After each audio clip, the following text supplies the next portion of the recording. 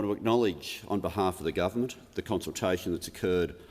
both with the crossbench in this place and the crossbench in the other place, particularly with last night,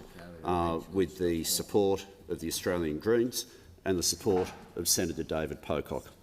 I also want to acknowledge the consultation that's happened, whether people have agreed or disagreed, but the extensive consultation with business, with the trade union movement, with academics and with civil society.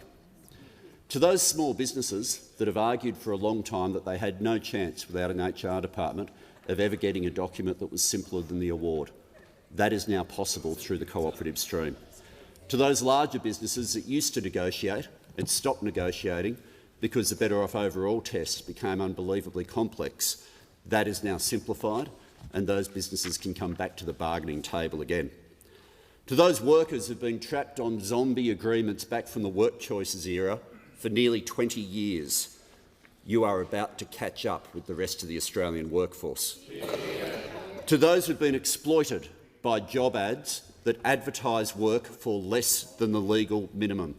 the Parliament of Australia today decides to shut that rort down. To those who have been on consecutive contracts for years for a job that was permanent, but their job wasn't, they are about to find that the probationary period that has effectively been there for years and years for them is about to end, and job security is on the way.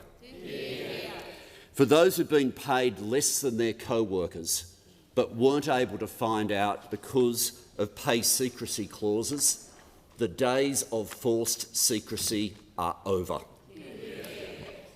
And for the women workers of Australia who've been held back with an unacceptable gender pay gap, held back because the objects of the Fair Work Act didn't recognise the challenge that they faced, held back because the Fair Work Commission lacked the expertise that it needed to have,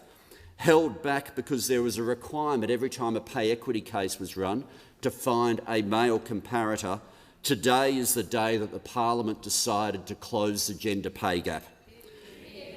And for those households who have seen everything going up except their wages, because for a decade low wage growth was a deliberate design feature of the Australian government, today is the day that the Parliament decided